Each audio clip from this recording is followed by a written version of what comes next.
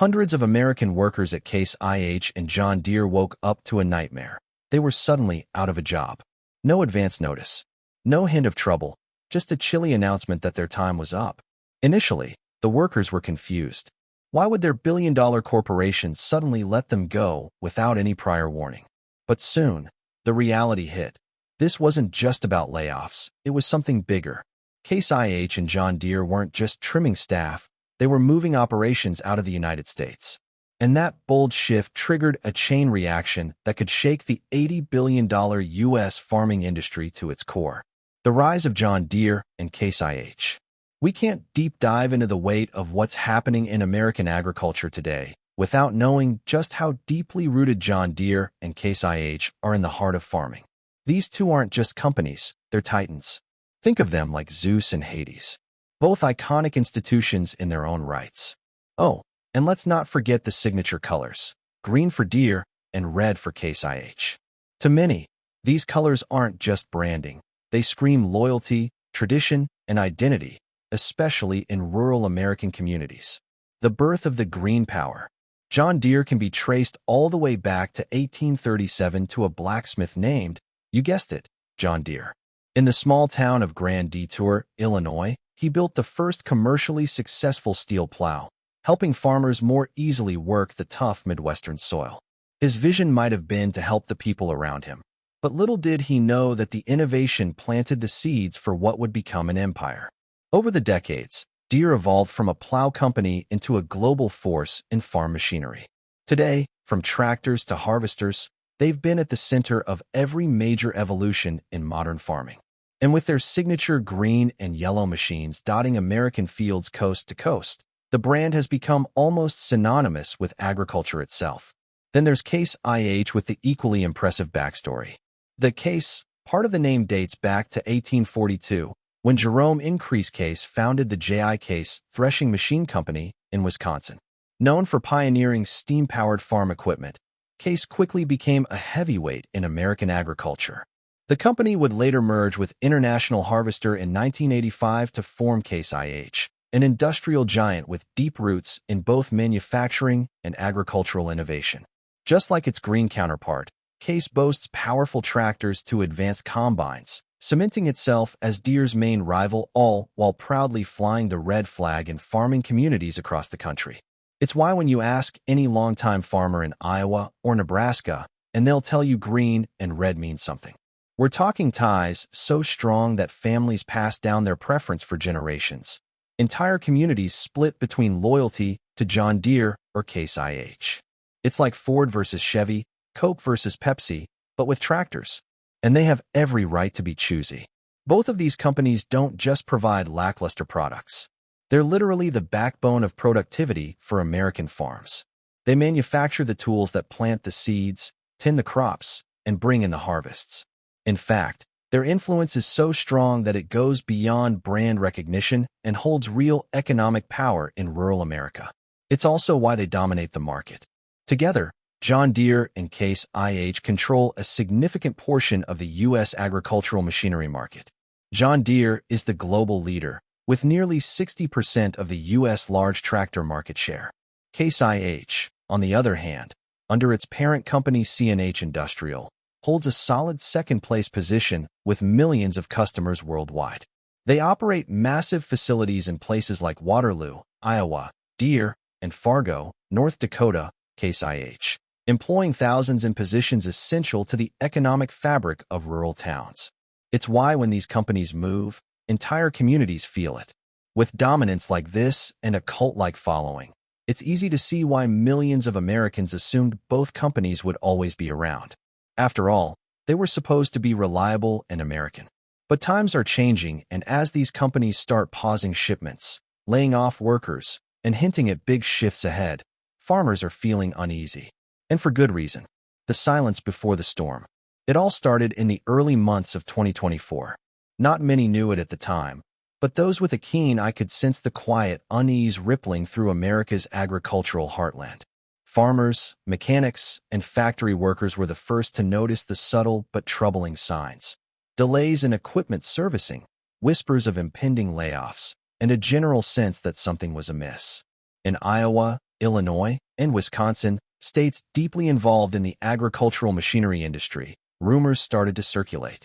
At Jhon Deere's facilities in Waterloo and Davenport, employees reported a lack of the usual communication from management. One worker noted, "We know a layoff is coming. We don't know if, how many, or when it will happen. We're expecting to finish production in mid-August and believe we will see a large layoff then." But no one, not even the farmers, could have imagined the magnitude of the storm that was brewing. When delays in servicing equipment became more common, they realized something deeper was happening. And with the planting season fast approaching, the inability to promptly repair machinery raised red flags. Crop yields were at risk, and so was the stability of the entire farming system. As the weeks progressed, the whispers and rumors solidified into reality. Jhon Deere was the first to announce its significant layoffs that affected over 2,100 workers across multiple facilities in Iowa and Illinois. Their reason? Challenging market conditions and decreased demand from farmers. In a similar fashion, CNH Industrial, the parent company of Case IH, laid off nearly 400 workers from plants in Fargo, North Dakota, and Benson, Minnesota, due to declining sales in farm and construction equipment. These shocking developments traveled through the Midwest like bad news at a church potluck, quiet at first, then suddenly on everyone's lips. And it was to be expected. Communities that had long depended on these manufacturing jobs were bound to face economic uncertainty, especially since the layoffs not only affected the workers, but also had a cascading effect on local businesses and services that supported these industries. As the agricultural sector grappled with these changes, the new question on everyone's lips was where the future of farming in America lay. But there's more to the situation than meets the eye, and with reduced manufacturing, delays in equipment servicing, and economic instability growing by the day, many were left wondering what comes next. But what was the real reason behind the decision to lay off so many important workers? And why are there rumors about Jhon Deere and Case IH leaving the U.S.? The reason behind the layoffs. Once mid-2024 rolled around, the picture became clearer and much more unsettling. The sudden layoffs weren't just about temporary downsizing or a seasonal slowdown. It was the beginning of a strategic shift that would rattle the very foundations of American agriculture. At Jhon Deere, the company started quietly transferring production away from its U.S. plants. Some of the biggest changes hit Iowa hard. In Waterloo and Dubuque, operations that had once employed thousands were gradually winding down. By July, more than 600 workers were told their jobs were being eliminated, and some of the work they were doing was being moved to factories in Mexico. That move hit like a freight train. Workers who had dedicated decades to the company were left stunned. And it wasn't just the jobs that were leaving, it was the legacy.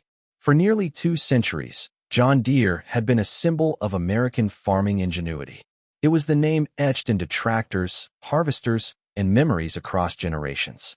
And now, those green machines were being built somewhere else. In a statement that did little to soothe the backlash, Deere cited global manufacturing optimization as the reason for the changes. To the people affected, it sounded like corporate garble for cutting costs at the expense of American workers. Meanwhile, at CNH Industrial, the parent company of Case IH, something similar was unfolding. Production slowed, layoffs mounted, and the company soon confirmed that due to soft market conditions, nearly 400 employees would be let go from key U.S. plants. At first, it seemed like a cyclical downturn. But then came the real surprise. Just like its green counterpart, CNH announced plans to shift more of its manufacturing footprint outside the U.S. with a growing focus on automation and global suppliers. Like Jhon Deere, Case IH was no longer just responding to short-term trends. It was making a long-term bet, one that didn't seem to include the American heartland in the way it once had. And the farming community felt it. Small-town dealers who sold and serviced these machines began reporting longer wait times for parts. Independent mechanics couldn't get support like they used to. Farmers had to choose between delayed planting schedules or sourcing used parts from faraway suppliers. And in an industry where timing can make or break a harvest, these weren't just inconveniences, they were threats. The writing was on the wall. What once felt like temporary cutbacks now looked like a coordinated retreat. And the impact wasn't just economic, it was cultural. These companies weren't just brands. They were stitched into the very identity of farming in America. Their decisions signaled more than just a shift in production. They signaled the end of an era. Still, many held out hope that the moves were temporary, that the companies would return, that maybe, just maybe, this was all a rough patch. But behind the scenes, the strategies were already being inked into boardroom plans. New investments were flowing, but this time around they weren't into American facilities, but overseas operations. In press releases and shareholder calls, the language became clear: streamlining, global footprint, cost efficiency. And the real kicker? None of this was being shared openly with the people it would affect the most, and the big question still remained: why? The bigger game at play: why they're really leaving. What's even sadder is that the uncertainty wasn't relegated to the laid-off workers and farmers. Instead, the wider community that had thrived on manufacturing and farming was now grappling with apprehension. You might be wondering what the reasons behind these layoffs are and what complex web of factors are reshaping the agricultural industry. So let's break it down for you. The first seems to be automation and technological advancements. Well, at least according to both companies. Both Jhon Deere and CNH have shifted their attention and investments to something different: automation and precision agriculture. Thanks to this integration of advanced technologies, fewer workers are needed on the production lines. And with CNH Industrial emphasizing its focus on precision technology, automation, electrification, and alternative fuels in its recruitment efforts, things don't seem to be looking up for human workers. Plus, in an effort to reduce costs and increase efficiency, both companies have made very drastic, sudden changes. How drastic? Imagine a deeply American company packing up and moving production to an entirely different country. That's how bad things are looking right now. With both companies recently announcing the potential relocation of parts of their manufacturing operations to countries with lower labor costs, the American market is in shock. Jhon Deere, for example, announced plans to move production of certain equipment from its Dubuque, Iowa plant to a new facility in Ramos, Mexico. Similarly, CNH Industrial has laid off workers in its Racine, Wisconsin plant, with plans to move those jobs to Mexico. As you can imagine, news like this isn't going over well with the loyal American market. Not only is their farming pride upping and leaving the state, but what this means is that they would have to import the products they once purchased in their backyards from different countries. And if there's anything we know about importation, it's that prices of products are sure to skyrocket, especially with tariffs looming on the horizon. And it turns out, the threat of these tariffs wasn't just making farmers nervous. It was starting to spook the companies too. Both Jhon Deere and CNH have acknowledged that the demand for new agricultural equipment has been fluctuating, largely due to economic uncertainty with tariffs and trade tensions being key factors. These disruptions led to decreased orders and shrinking sales. CNH Industrial, for instance, laid off nearly 400 workers from 2 manufacturing plants as orders declined sharply for both farm and construction equipment. Just when it seemed like the industry might stabilize, the farming world was hit with another blow. Shipment freeze, the shocking move no one saw coming. Most recently, the farming industry was hit with destabilizing news. Just when it seemed the agricultural machinery industry was finally finding stable ground, CNH made a startling announcement. In March, the company issued a statement confirming it would immediately pause all shipments of farm equipment from both its North American and European factories. According to the official statement, CNH was stopping shipments in North America plants and European imports effective today. This is a temporary move until we assess the full impact of planned tariffs on pricing. This abrupt decision sent shockwaves through the industry. Farmers, dealers, and factory workers were blindsided as the halt wasn't just a slowdown, but a complete stop to equipment shipments, leaving many to wonder about the underlying causes. The tariff turmoil. The primary catalyst for this drastic move was the uncertainty surrounding new tariffs. The U.S. administration's tariff strategy commencing in April 2025 aimed to impose duties on various imports, including steel and aluminum. These tariffs threatened to increase production costs for machinery manufacturers, leading to potential price hikes for end consumers. At a recent Canadian farm show, equipment salespeople struggled to finalize deals with farmers wary of impending tariffs. With some combines priced over $800,000, even a slight increase due to tariffs could significantly impact purchasing decisions. This hesitation among farmers led to a decline in demand, prompting manufacturers like Case IH to lay off hundreds of workers. So, what's the implication of the shipment freeze on American consumers? Implications for the agricultural sector. The shipment freeze only added fuel to a fire that's been blazing for months. For farmers, this sudden halt in equipment deliveries felt like the rug was pulled out from under them. Profit margins in agriculture are already razor thin. Add uncertainty around when, or if, they'll ever get the machinery they ordered, and you've got a recipe for serious disruption. Dealers are scrambling too. With inventories drying up and no clear word on when new stock will arrive, their operations are in limbo. And when equipment breaks down in the middle of a planting or harvest season, time isn't just money, it becomes survival. But the issue goes far beyond just late shipments. The layoffs and production slowdowns are sending shockwaves through local economies, especially in Midwestern towns that have long depended on manufacturing jobs to stay afloat. In places like Illinois and Iowa, Jhon Deere has been a pillar of stability for generations. At the start of this year, the company employed more than 2,200 people across those two states. That number is now shrinking by the day. The frustration is palpable. One longtime worker at Deere's Harvester Works plant in East Moline put it bluntly. The only reason for Deere to do this is greed. Like many others, he chose to stay anonymous, fearing backlash, but his sentiment echoes across factory floors and union halls. We get wind of more layoffs daily, and it's causing uncertainty all over, he added. It's not hard to see where the anger is coming from. In 2023, Jhon Deere made over $10 billion in profit. Its CEO, John May, took home more than $26 million in total compensation. Meanwhile, thousands of workers are still being shown the door. The company, however, still maintains that the layoffs are due to reduced demand and not part of the production moves to Mexico, but workers and communities aren't buying it. That reduced demand is being blamed on a tough farm economy. Crop surpluses have driven down grain prices, and that means farmers aren't spending on new machines like they used to. Deere has reported a 20% drop in sales from 2023 to 2024, prompting a gloomy earnings outlook. But for many watching this unfold, it still doesn't square with a company that's been so wildly profitable. Former employees are being offered severance packages that include up to 12 months' pay, and used vacation and continued health benefits. But no amount of severance can soften the emotional blow of losing a job that's supported a family for decades. In a twist that's added more tension, Donald Trump has threatened a 200% tariff on Jhon Deere imports if the company follows through with its plan to shift more production to Mexico. Whether that threat materializes or not, it shows just how politically charged this issue has become.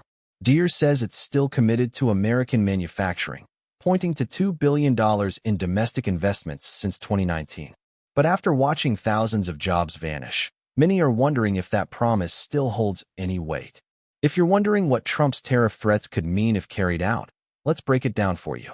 If he pushes through, it could ignite a new trade war with Mexico, America's second-largest trading partner. And that could have far-reaching consequences for everything from farm equipment to auto parts and food exports. Mexico has already signaled it would retaliate if slapped with aggressive tariffs. A senior trade official told El Financiero in March that any punitive measures would be met with proportional responses, hinting at possible tariffs on U.S. agricultural goods. That's a shot across the bow for American farmers who are already grappling with low commodity prices and high equipment costs.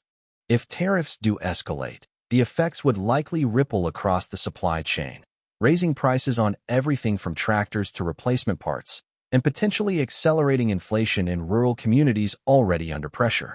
Farmers, many of whom rely heavily on financing to purchase equipment, could be forced to delay upgrades or switch to lower-cost brands. Political and economic fallout. For now, Deere and CNH have shifted only part of their operations to Mexico. But what if this becomes the new normal? Industry analysts warn that further offshoring could permanently hollow out the Midwest's manufacturing base. Entire towns, from Dubuque, Iowa to Racine, Wisconsin, could lose not just jobs, but the community fabric built around these factories. Layoffs don't just affect assembly lines. They hit local diners, schools, grocery stores, and car dealerships. And once the machines are boxed up and shipped south, those jobs rarely come back. There's always the promise of cost savings in the short term, said Adam Hirsch, a senior economist at the Economic Policy Institute. But over the long term, you're looking at weakened industrial capacity and greater dependence on foreign supply chains. And it's not just a matter of economics. There's a symbolic cost, too. Companies like Jhon Deere and Case IH aren't just manufacturers. They're part of the cultural identity of rural America. Watching them leave is, for many, like watching the neighborhood church or town hall shut down. Could small manufacturers rise in their absence? There is one potential silver lining.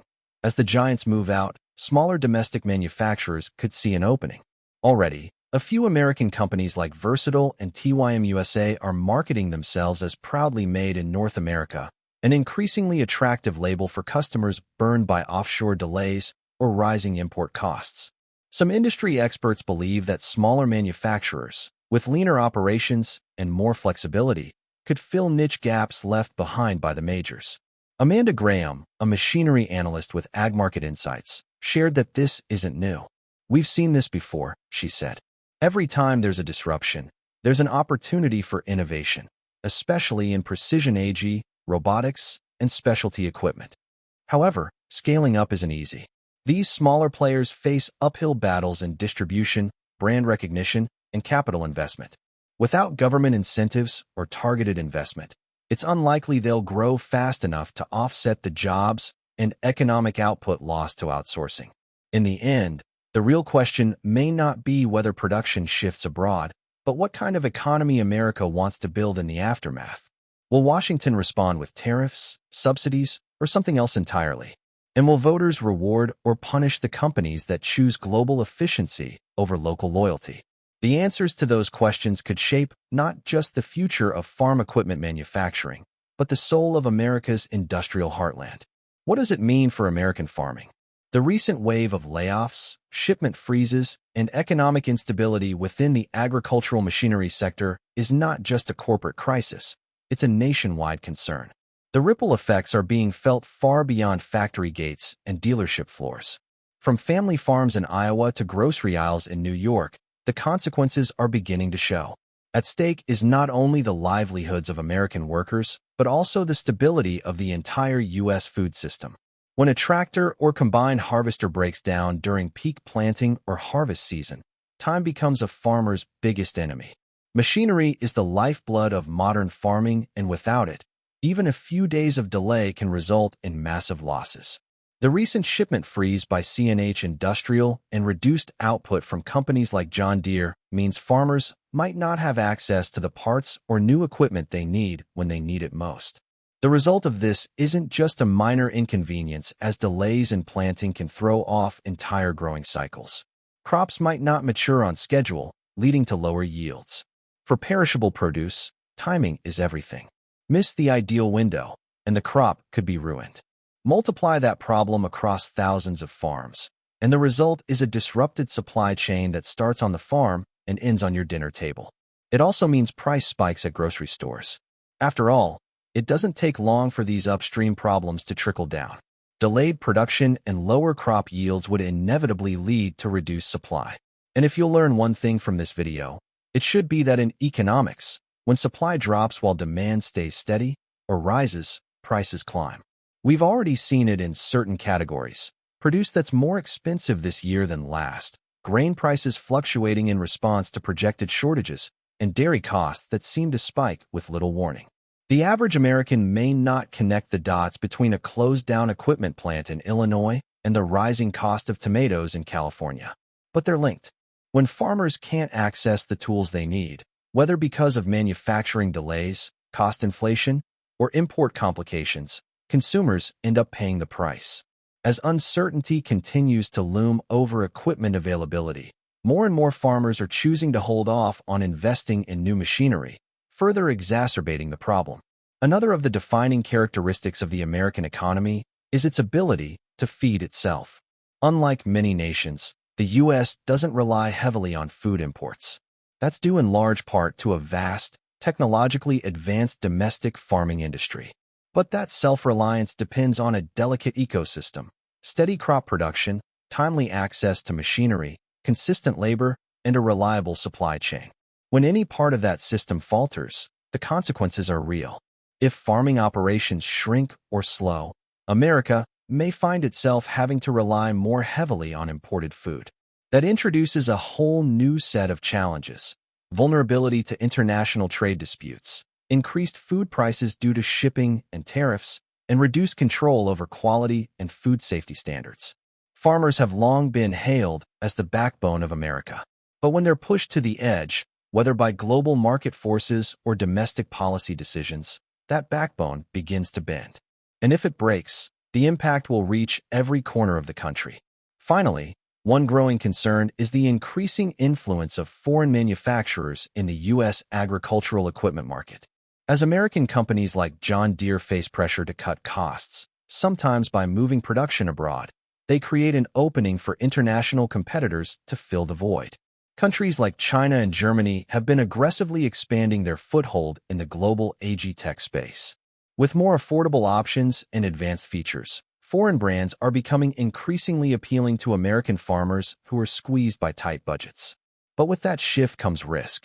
If domestic production continues to decline, the U.S. could become dependent on foreign equipment, much like it has in other key industries such as semiconductors or pharmaceuticals. That means less control over pricing, reduced access during international disputes, and potential vulnerabilities in national food security. The issue also raises questions of loyalty and long-term strategy. Should American farmers be forced to choose between supporting local manufacturing and making the financially sound decision to buy from abroad? And if they do opt for foreign equipment, what happens to the American workers and communities built around this industry?